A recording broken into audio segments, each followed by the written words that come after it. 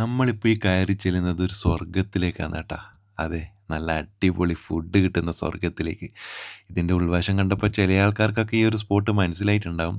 ഇവിടെ വന്നു കഴിഞ്ഞാൽ ഇവരുടെ ബിരിയാണി, അതിപ്പം ബീഫ് ബിരിയാണി ആയാലും ചിക്കൻ ബിരിയാണി ആയാലും കല്ലുമ്മക്കായ് ബിരിയാണി ആയാലും. അപ്പോൾ കല്ലുമ്മക്കായ് ബിരിയാണി എന്ന് കേൾക്കുമ്പോൾ തന്നെ ചില ആൾക്കാർക്ക് സ്പോട്ട് മനസ്സിലായിട്ടുണ്ടാവും അല്ലേ?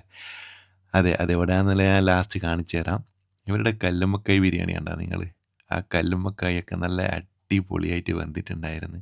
അവരുടെ ആ ചമ്മന്തിയും അച്ചാറും തൈരും ഒക്കെ കൂട്ടി ആ ഒരു കല്ലുമ്മക്കായുടെ ഒരു കഷ്ണം കൂടെ വെച്ചിട്ട് ഒരു പിടി പിടിച്ച് മക്കളെ, ഒന്നൊന്നര ടേസ്റ്റായിരുന്നു കേട്ടാ. നിങ്ങൾ കണ്ണൂർ വരുന്നുണ്ടെങ്കിൽ ഇവിടെ തീർച്ചയായിട്ടും വരണം. ഈ ഒരു ബിരിയാണി നിങ്ങൾ ട്രൈ ചെയ്ത് നോക്കണം കേട്ടാ. ഇവിടെ വന്ന് ഇവരുടെ ഈ ബിരിയാണി കഴിച്ചിട്ട് ഒരിക്കലും നിങ്ങൾ ഇഷ്ടപ്പെട്ടിട്ടില്ല എന്ന് പറയൂല. അത് ഞാൻ നിങ്ങൾക്ക് ഗ്യാരണ്ടി തരാം. ഇവരുടെ ഈ ബിരിയാണിയും കഴിച്ച് ലാസ്റ്റ് ഒരു ലൈം ടീയും കഴിച്ചിട്ടാണ് നമ്മളിവിടെ നിന്ന് ഇറങ്ങിയത് കേട്ടാ.